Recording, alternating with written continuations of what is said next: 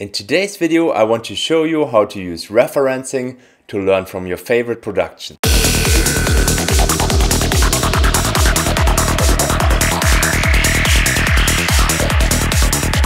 So the first thing is how to choose a good reference track. And obviously it's about the questions you ask. So you can use a reference track in many ways to find out the answers for many questions, and that's also the reason, or that's kind of like the thought you should put behind if you choose a reference track. So for example, if you want to have a reference track for getting your kick and bass better, then you should obviously choose a track where you like the kick and bass, how it's done. Or if you kind of like enjoy the story of the track, then you might want to choose a track which has a good story. But for the beginning, to keep it simple, I would advise you, if you haven't done this and if you want to start with reference tracks, that you choose a track you really like.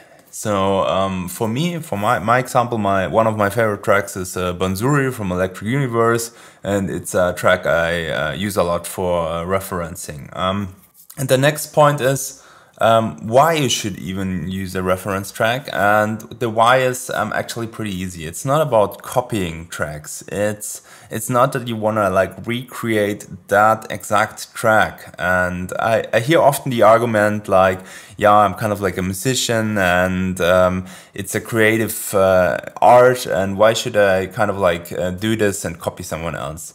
It's not about that. It's about learning. It's like a book. It's imagine you're a writer, you're writing stories, then you will read other books in order to see like how a good story is made or something. Or if you're a movie director, you will watch other movies and look what's good in there, and you don't copy that. But it's something you use as a source of inspiration and also for kind of like learning. And so that's kind of like the why behind it. And so now I want to start like really simple, and because I'm not referencing too much, but what I really did a lot is referencing the story, the arrangement, because I think it's really important. And that's something which you can read very easy out of the reference track. And also kind of like how transitions and drops are made. And that's quite simple. You don't need a lot of tools. You need only your ears for doing that. And the first thing you will need to do is, so in that case, I brought a track from myself, and now we would be on the same BPM as the track. But let's imagine we are 144 BPMs here. And you bring that track and it's not warped yet. So then you will notice that things are kind of like starting in between somewhere. And the first thing you need to do is to bring this to the right BPM level. And one really easy thing which you will discover if you haven't done this, and which will help you a lot, is that music is organized in kind of like blocks of time. And the most common block of time, I would say, is like 16 bars. So of course you have smaller blocks for melodies and stuff, but we can look later into that. But the most common one is basically 16 bars, at least in Psytrance. I don't know if there are like any other genres which use quite a different timing here. But this helps you a lot in figuring out the BPM. Of course, you can also let Ableton take a good guess. Usually it's right. And you can also look it up in the internet or on Beatport. And you will usually find it. But if you have no clue about this, then usually what you can do is you can check where the kick and bass starts. And you need to be careful sometimes, because a lot of artists, including myself, put some whatever like reversed kicks or like a single kick or a boom or something before it. But you can actually fairly easy see, if you zoom into the waveform, that you have like a clean kick here. And this will be the first kick of our track. And we want to have the first kick of our track. So if we put the measure here, the grid, to 8 bars, then we want to have it like somewhere where it makes sense. So for example, like here after 16 bars, after 24 bars is starting point in tracks, often after 32 bars. So usually, as I said, it's like 16 bars, but this 24 is also something which you find in a lot of tracks. But there are not many tracks. I wouldn't say there are like no tracks, because there are tracks, and especially on asterisk tracks, I've seen that, which start here, whatever, like 31 or 34 or something. But even if you have that the track is kind of like shifted by 1 bar, then you would see that somewhere else in the structure, then it usually still keeps like 16 bars afterwards. But I would say like the 95% good guess is if you look at those 16, so here from 17, 25 or 33, that you have your first kick. So basically scan the track for the first kick, and in this case we know, okay, it must be somewhere around here. And then you could just, if you have the warping off, you can just turn this, and you see like 145 fits perfectly. So we know that that track is in 145. Now let's assume that we are still in 144. Then you can just go in here, warp, and you will type in 145, and it will warp your track so that it perfectly fits here. So now we have our track warped. And that said, that's already the first thing. If you want to reference things, you need to know why and what questions you will ask.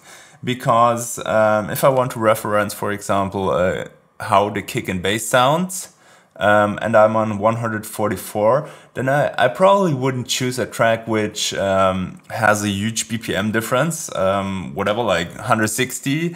But if you are, for example, like referencing the arrangement, you can do that if you want. I might still function differently on different BPM speeds. But what I want to say is like, you need to kind of like take care about that.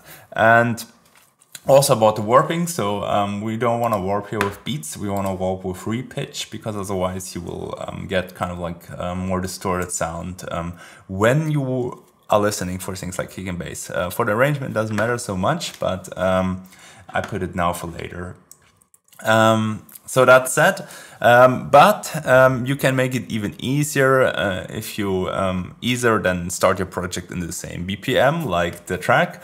And I think you can even filter Beatport and other music services for that.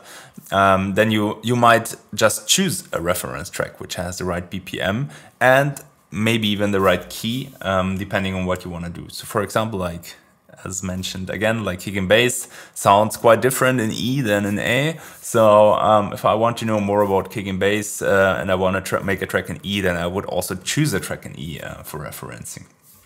But now let's go here. With my track here, and we are now have it warped. So the first thing we can basically read out of this track is the structure.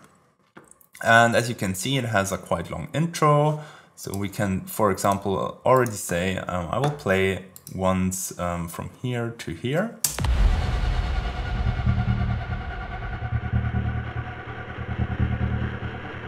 Something penetrated our main shields.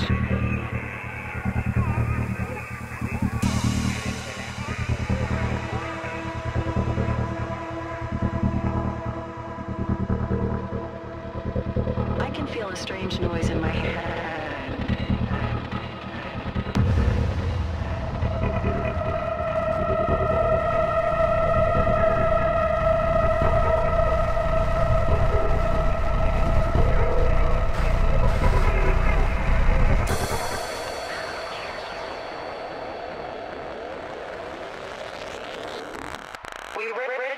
Extraterrestrial activity up there.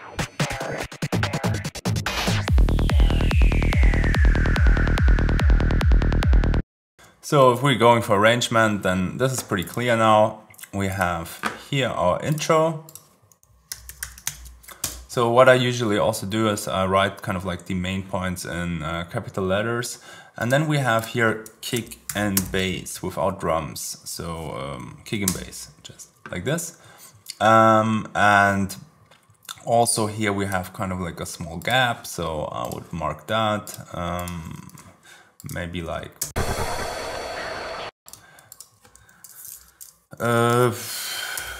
break and rise, something like that here. Maybe that's not like a main part, so I would mark this like this. And then we go over the next section. And if you're going for arrangement, you don't need to listen to all the blocks. I mean, you can basically, as I said, changes are usually every 16 bars, but if you want, you can also check here every 8 bars, because sometimes, especially in the beginning, there's things like hi-hats coming. So you notice like here, from here to here, there are some hi-hats coming.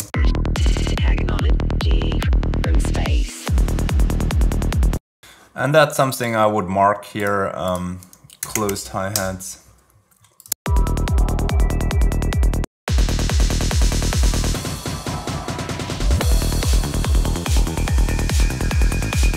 So then we have the snare coming.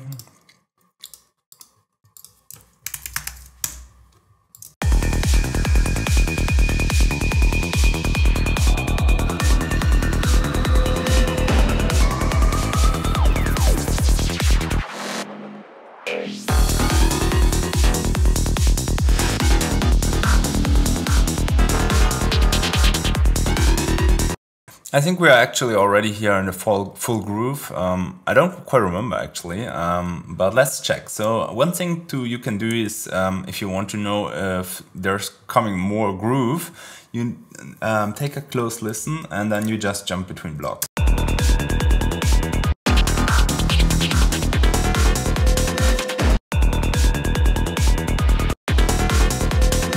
No, there's something more in the groove here. So I would say I'm starting the full groove here.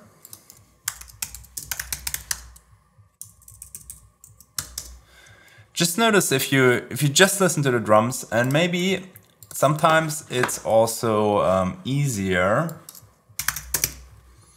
if you solo the bands, or you can do it actually even with the span. I always also have a span in here. I think if you're hitting command, yes, then you get kind of like this bell curve thing. So let's look for the difference.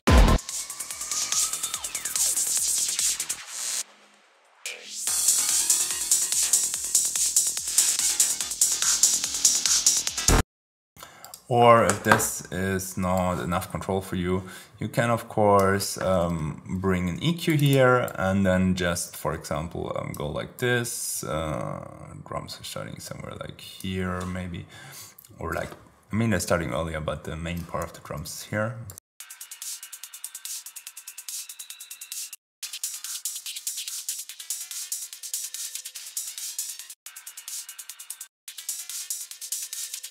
I hope you can hear that there's a difference. Anyways, that's something you can do. And then you go and scan over all the blocks here. Maybe I don't want to have that EQ all the time in here. I just map it.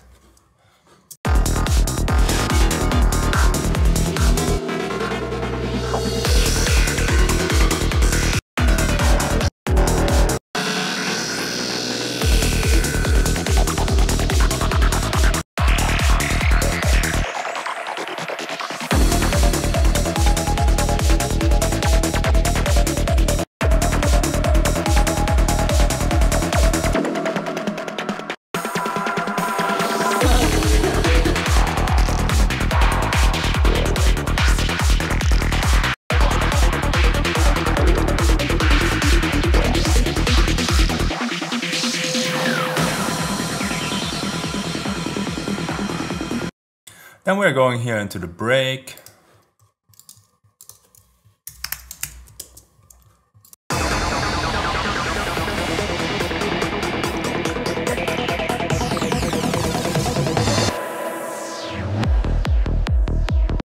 We have offbeat part here.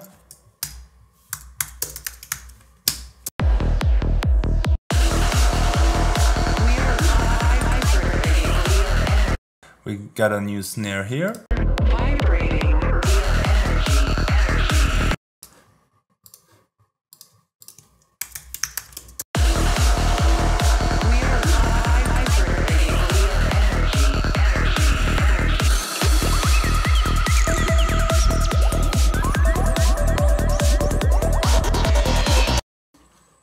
I would say we are already in the full groove, but let's check one more time.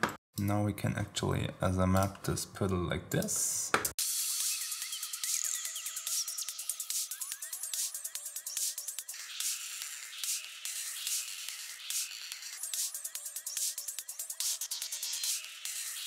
So here the groove I think is full.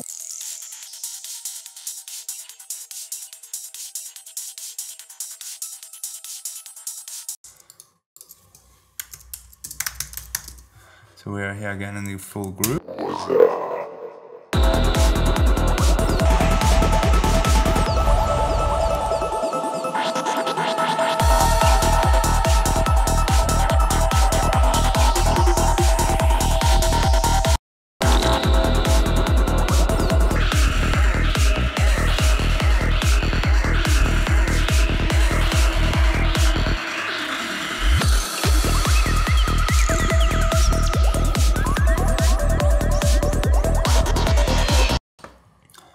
And I think we have also a change in kick and bass pattern again.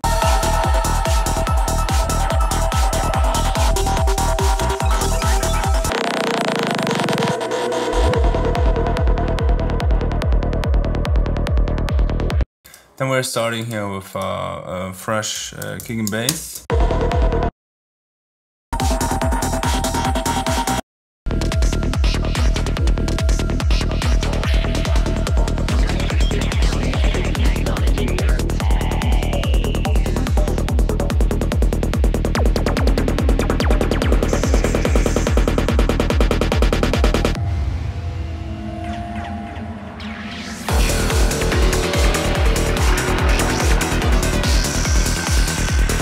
And we're going here into the full groove again.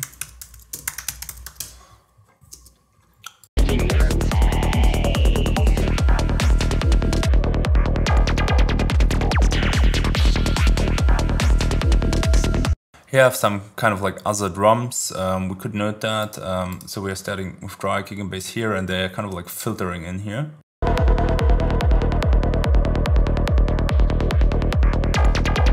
You can make a note on those things if you listen that, but at the moment I would just focus on this one, kind of like the main outline.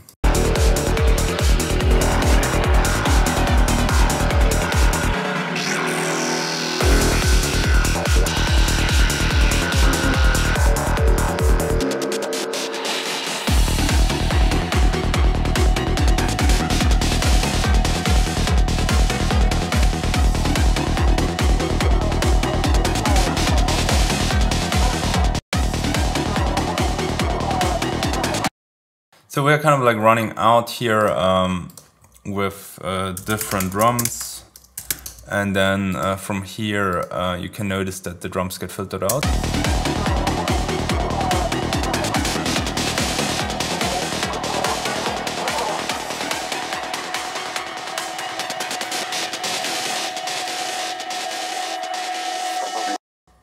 So that's kind of like the main groove layout. The next thing you can do is basically you can check out what kind of like leads are in there. I mean, it's always about the questions you ask. So the first thing, which I say would be like the most important thing for the arrangement is where's intro, where's kick and bass starting, where are the main drums coming in, where are the breaks, where's the track ending. So that's I think the most essential thing, and you don't need a lot of tools for that. You can just do this with hearing EQ and comparing. And I know it's really difficult in the beginning, and for me it's actually still difficult to hear that differences in the drums out. But what you can always notice is if you compare blocks, and especially if you use an EQ, that there's some difference. Maybe you don't know, okay, there's like an open hi-hat coming because you are not experienced that much yet. But at least you know there's some change, and then you can dig more into it and try it out with your own drums. What could be that change actually? And once I have done this, as mentioned, I would check a little bit what is kind of like the feeling here. What is used there? Are there like ARPs in, or is there like more FMs in? And then you get like a feeling which leads are used where, or what kind of like parts are this. So for example, if we go in here again.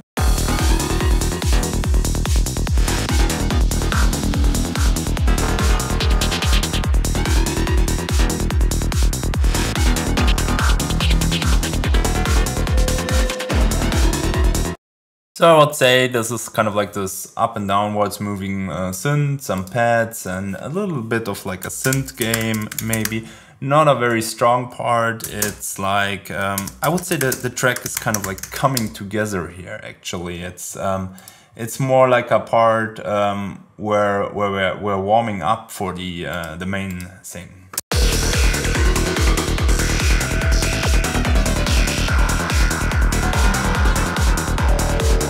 Then it gets like more action here. And what you also can notice is that the synth, which was here before, comes over into this part. And also there was some FMs, which I think was kind of like one shots here, and then they come more full here.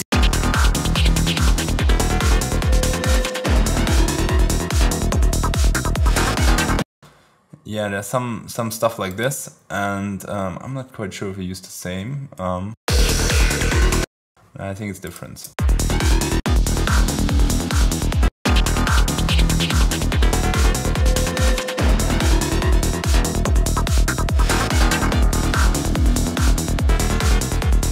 So no, I think we're only taking over this kind of like up and downward movement, but that's all things you can note. I mean, I wouldn't probably not write everything up here. I would take a paper maybe and write it down like that.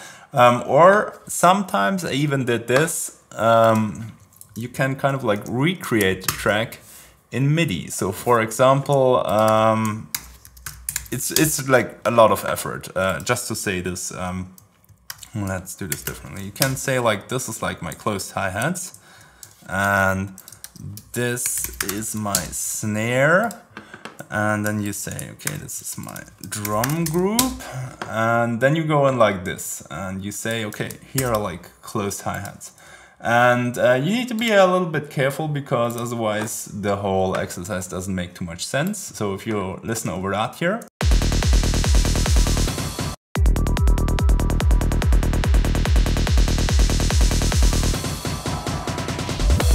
You can definitely hear the no hi-hats here. Here it's a bit tricky because you have that riser.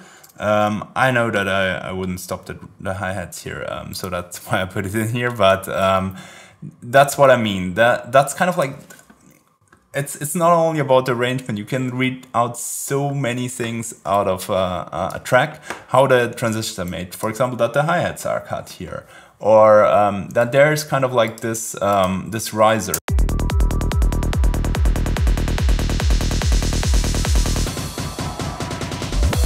So we have a snare riser, so we could place a new element here. Sorry, drums have to be blue.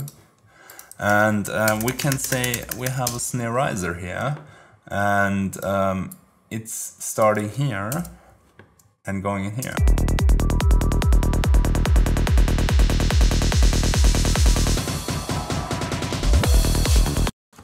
And that's all the small things you can read out. Or here's this drum fill. So we have a drum fill here. And as said, this is like a lot of effort to do this. And the idea is not that if you have all the MIDI here, that then you place your own MIDI here. I mean, you can do it. I mean, it's quite actually a cool challenge. And especially just saying, there's like some remix competitions out there, and you get the stems and effects and leads and everything of that track. It's an interesting idea to rebuild the original track, because then you will notice why they use leads in certain parts of the track, or why they use this lead more there and more there. You don't get everything on that remix competition. Usually they don't give you the drums and kick and bass, but then you can bring your own. But that said, if you do that here, then you can kind of like recreate the whole track. One thing I would recommend you, if you do that, and I would recommend you to do that, is that you start in the same way. You start with the main arrangement. So you're starting with kick and bass, drums. And once you get that, you dig into, for example, the leads. And so then we have our leads here. Actually, our leads here. And then you could kind of like name them. This is like the up-down thing we had here. It was...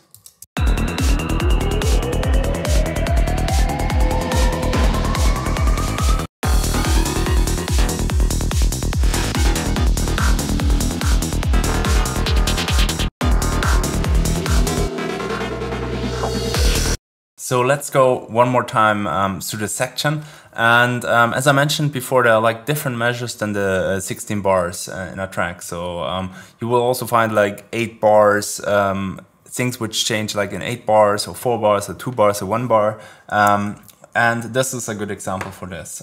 So let's listen one more time to this up and down lead thing.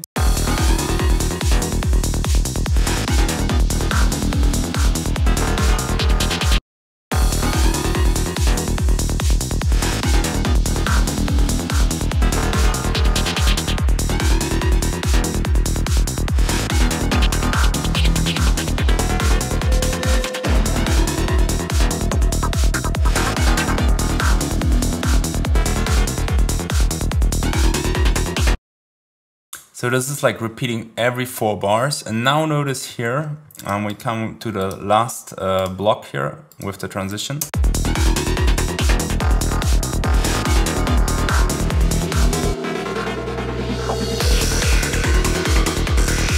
We have one different part here. So notice the difference.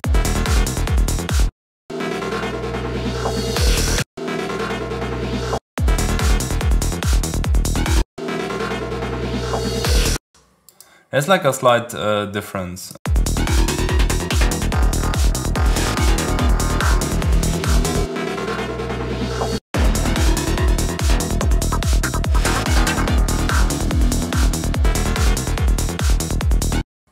So I think there's one more note or something, but it's just like a minor thing. But this I do a lot, like when I connect parts that I'm kind of like, for example, if I have a melody or something going on later, that I already bring it over. But that's all things you can kind of like read out of a track. And as you remember, we have the same thing here with the drums. So if you look at the drums again, there are no drums here. And we have the drums here. That's all things you can mark out here.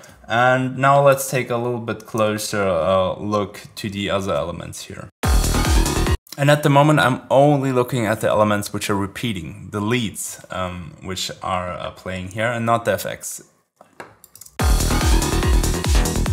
So here's this small plug thing, you can already see it. And if you're not sure where things start, 1/16 is usually a really good measure. I mean, there are things with shorter than 1/16, especially like in FM leads. But with 1/16 you usually go very good. And if you don't really know where things start, you can use this trick. You loop the smallest section possible, and then you check it out like this.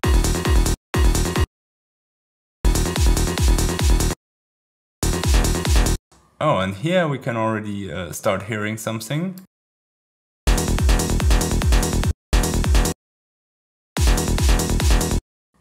Some sounds have some attacks, so it could also be starting here, but on that one I'm pretty sure it's starting here.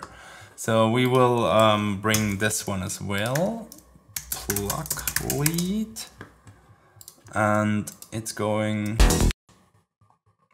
I would say till here or maybe till here, and that's also something you can check out with the loop.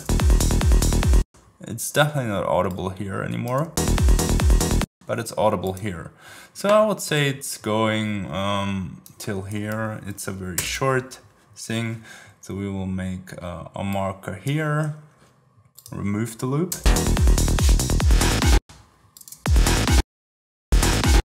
And then there is this thing here, which is a different one. I would say this is some kind of like rise FM thing. And we can use the same trick again to check out. You can already hear it here. So it must be starting here. And let's look where it ends. It's still there.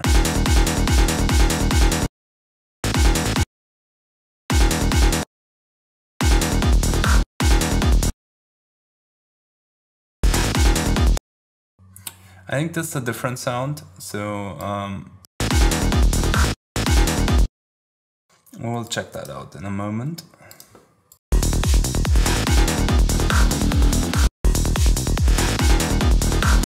I think it's followed by something small here.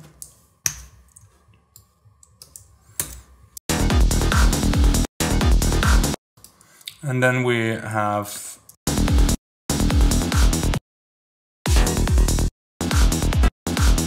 a kind of like plucky sound again.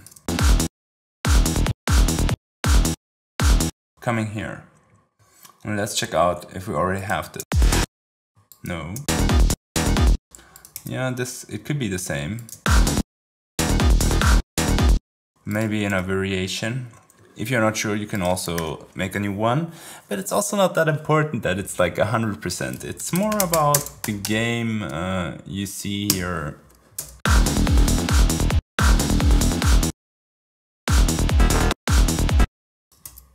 And sometimes it's also really tricky with the delays, because it's not that easy to say sometimes if something maybe just like a delay. I mean, you will hear it in the loudness and stuff, but yeah, it's like that. And if we look at our 4-bar thing, I'm pretty sure that this will repeat here as well. So just to show you that there's kind of like a musical order. And once you have outlined that, you will notice that all the other blocks are basically the same. But still, I would advise you not to just copy it over, because we want to investigate that.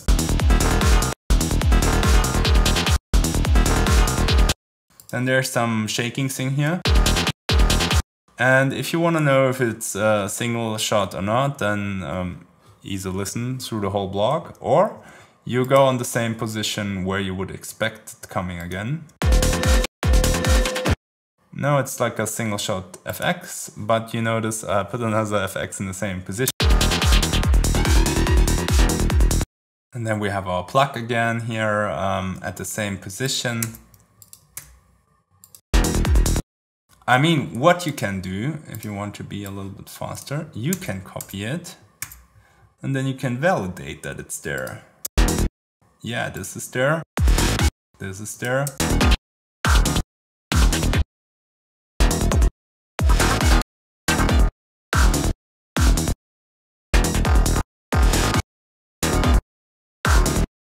But then I would still listen through the track and check out if you find something else.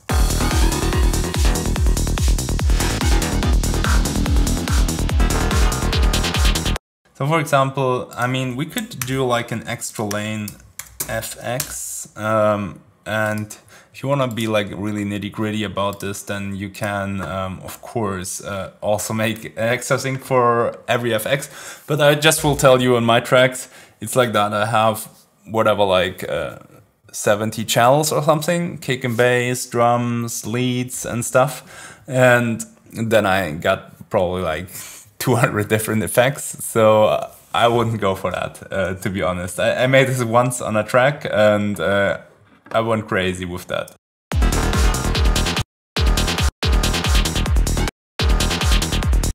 So we have like an effect here, and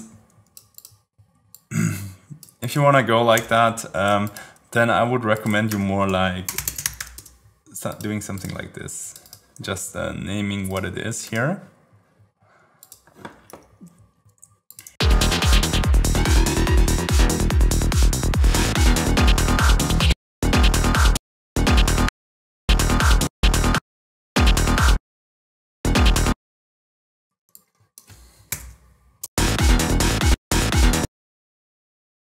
Somewhere here.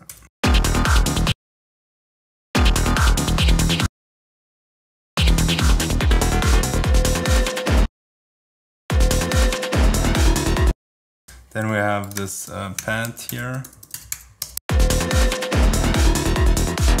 And I don't know if you noticed, there's some kind of like drum one-shot here. Just saying, I have usually like multiple FX channels, and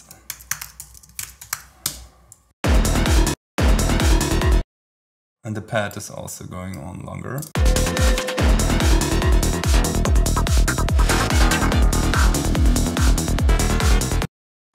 I would say it's kind of like fading out till here.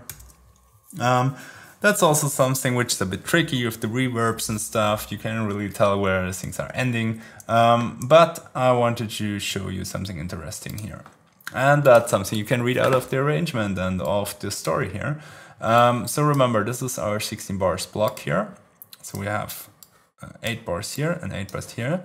And notice the drum shot is right in the middle here. This is something which is quite done a lot in Psytrance tracks, that you have shots here, or that you have risers coming before the middle, or fallers coming here to make some up and downward movement, or that you have like kicks or bass removed. And if you look into this, you can kind of like see this in the wave. So we have like kick here, bass note, bass note, bass note, kick coming, and you can already see there's something a little bit different here. So what I have done here is to cut out the bass.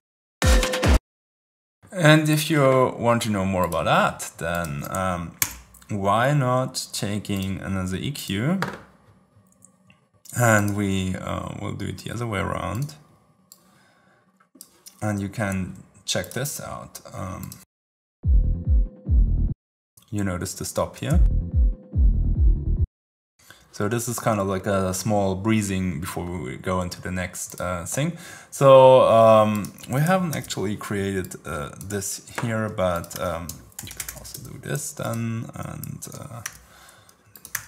this, and then you mark it out where you have like all your kicks and basses. I mean, of course, the kick is only every quarter note, but I would go like full blocks here. So if you have done your bass here, and we said we cut out the bass here, then you can mark this like this.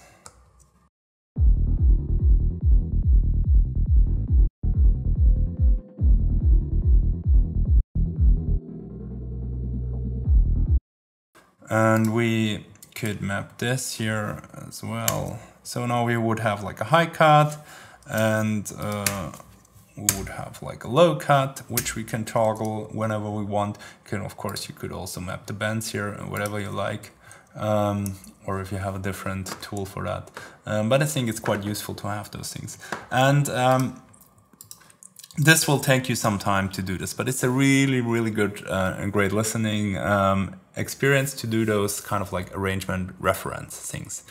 And just saying, this is only one thing you can read out of the reference tracks. You can read out so many more things, and I won't go over all of them in this tutorial, because this is more about getting a sense of like structure and story. But just saying, let's look at the transitions here.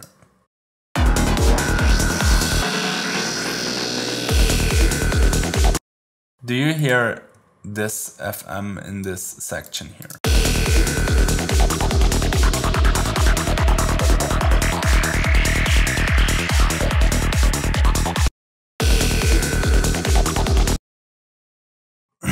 I mean, right actually here in the beginning, there's kind of like after drop, there's this FM shot. This wow, and we have actually it coming already here. It's kind of like rising. So that's something you could mark then in this transition here. Well, let's check out what.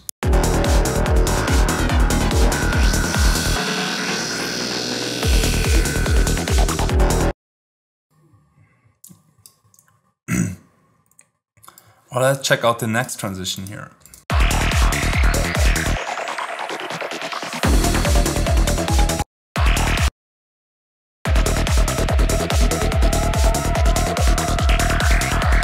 We have like a sine riser coming here.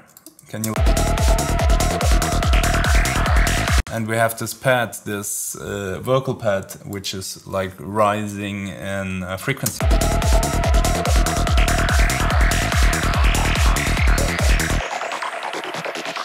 And then the lead goes kind of like wild.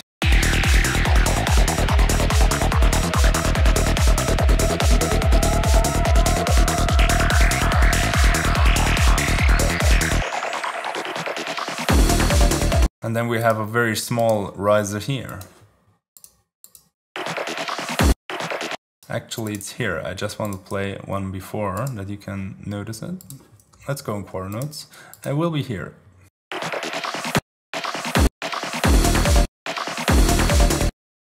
So you can really investigate that, and by doing that you will find all the small elements which are used, and of course you will miss, the less experienced you are, the more elements you will miss. And I can tell you from my experience, once you have created those elements, you will find them easier in the track.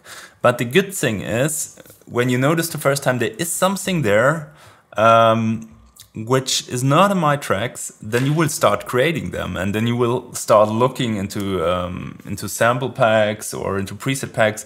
What's that kind of like sound which is there, and what could it be? I mean, what is that thing which sounds like a whistle?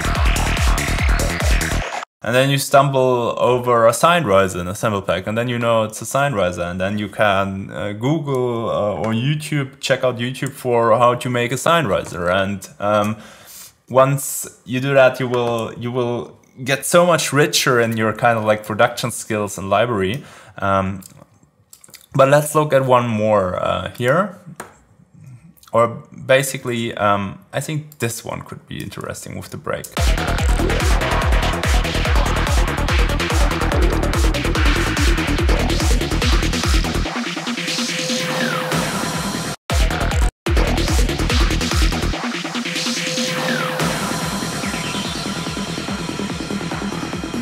You notice the really long crash, the soft crash here,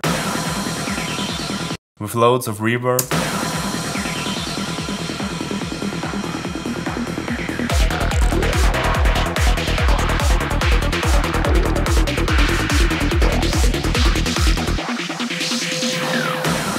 And there's again kind of like a pad here, and this prepares for the landing for the break. And yeah, just do that exercise. Let me know in the comments what you think about this. If you have done it, if you have found something new you didn't know. You can also do this, of course, in the intro. So let's start here with the intro. Oh, we have a boom right here in the beginning. And then you can ask yourself questions. Why did they place a boom? I can tell you why they place a boom. The reason why those elements are used, because you don't have like a groove going on here, and you will notice that a lot of tracks compensate for that groove by placing elements at that spots which would mark those kind of like 16ths, that you get a feeling of where is the one in the track. Another boom here at after 16 bars. And that's something most YouTube videos won't tell you because it's so many details and you cannot go over all of that content. Or I mean, you can. I mean, the internet is endless, but you don't want to watch like 100 hours of videos. So you will be very, very fast learning from this if you do this. But just said, this is like one way how you can use a reference track. You could use a reference track in many, many ways. For example, with a simple EQ like this, you could turn the EQ here to stereo placement mid, and then you cut out all the mids out of your track. So let's go to brick wall here. So every mid is now cut out of the track, and then you can listen to the whole track and check out what is placed in the side.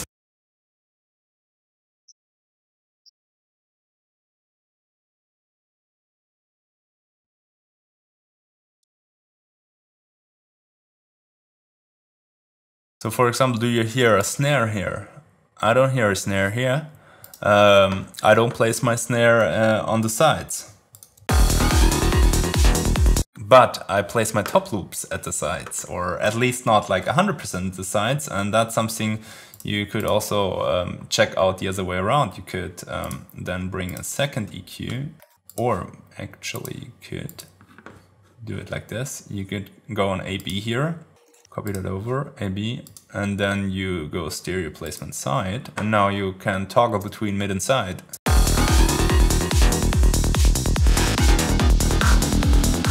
Notice you hear like snares, kick and bass, you hear the lead. If we go on the mids, on the sides only, then you don't hear the snares. You hear the top loops quite more present, and you even hear the lead, but not as strong anymore.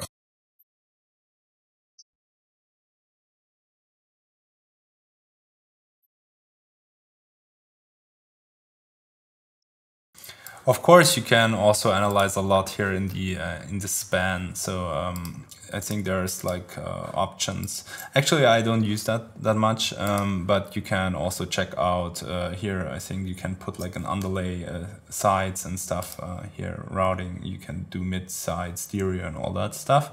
I really want to check out that a little bit more. But that's something you can reference out of the track, where what is in the middle, what is in the side. How does it change? Maybe is there like a change when it comes to the transitions and the drop? So take especially care of those. Those are really important in Psytrance for transmitting the energy. And what else could you reference out of the track? You can, for example, take a look at the spectrum. Where is the kick and bass? Where are the drums, for example? So I can tell you, because I referenced some tracks, and for example, like my favorite track, Banzuri, or I listen to a lot of like things like Lunatica and Degentrix. They place the mids very strong, so basically like kick and bass level. And other artists may have more like this kind of like curve, this bass tap curve, where you have the kick, then you have the leads a bit weaker, and then you have the drums. That's something you can reference out here as well. So check when I'm playing the levels. I'm a bit higher here with kick and bass peaking together as I pushed it than in my mixing tutorial, but you will see kind of like the ballpark. Always think of it as master tracks.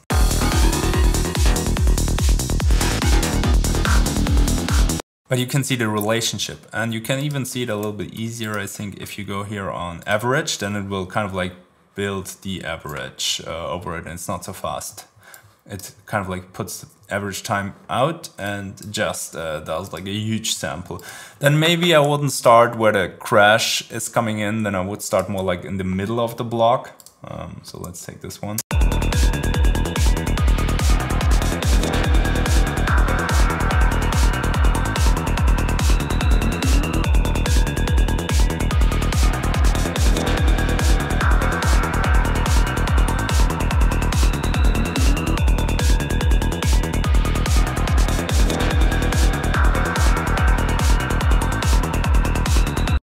So yeah, you obviously need to wait until it's kind of like finished, but you can see where it's going, like that that's kind of like on one, more or less on one line, or I've seen some tracks which have like a gap here, which may separate this a little bit more. That's all things, I mean, in the end you need to, additionally to the investigation, you also need to make sense out of this, and sometimes you're guessing wrong maybe, but that's okay. And it's at least good that you put thought in it. So what else could you kind of like reference out of the track? You could listen, take a close listen for which elements have delay. So where do you hear like elements repeating? How are the reverbs in the track? As you see, it becomes more complex depending on the type of questions you ask. And not everything will be easy to read out, or even possible maybe to read out, because Psytrance tracks are heavily loaded with stuff, and they're kind of like meant to flow into each other. So so it's not that easy to get those points out, but you can still take a listen. So for example, what I noticed when I don't have it here in my track, but when I listen to like a lot of like Ableton tracks, they put like very few effects in here in the beginning part, and then they use like huge delays, large reverbs, and so you have like maybe like 3, 4, 5 effects in the whole block, which cover the whole block because they have so much reverb and delay. But then if you look at other artists, for example like the Jantrix and Natrika, they have more like a game between the FX, so they have placed like many different FX, which then create like their own story here.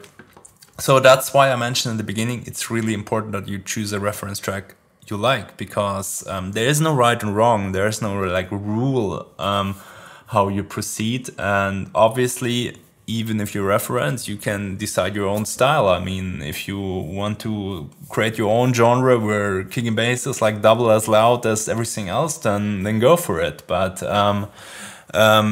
sometimes you might decide that what you like is a cool thing, and probably a lot of people will also like it. And if you want to go for that, then it's a really cool thing to look into that. What I mentioned already, the limitation is a bit that the tracks you buy on Beatport are mastered tracks. If you want to go for like mixing, then the thing is a bit, you can kind of like get the relationship between the elements, but you will kind of like need to lower them a bit in volume. So for example, I bring my tracks, I use it as a reference so that the kick peaks around like -36 here. But then I still see like the relationship between the elements.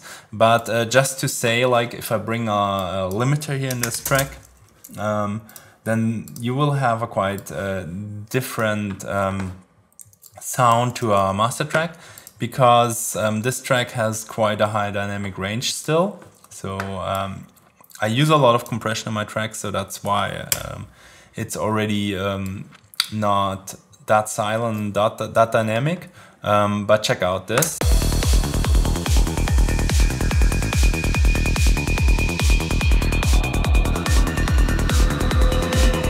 It's like -15, -16 lofts here. You would get a better result like integrated over a long period. But professionally master tracks, I usually see it peaking like -6 lofts here, so they're pretty loud. That would be something like plus, let's go and integrate it.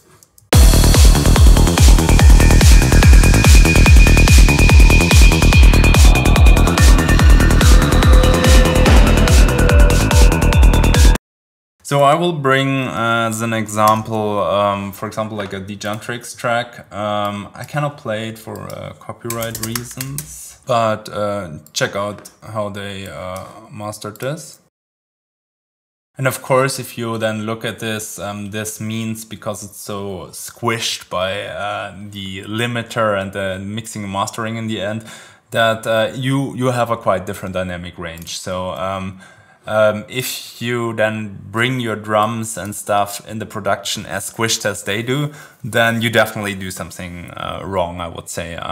I mean, besides your referencing for mixing and mastering, but if you're referencing just for your like kind of like production, and how you should maybe like do compression, then you need to be a bit careful. So you cannot ask any question because the material doesn't give you all of the information. But for kind of like a beginner to intermediate level, you can read enough out of these tracks. Don't take that as an argument that there's like a difference. As I showed for the arrangement stuff, it doesn't matter at all that you have a mixed to master track.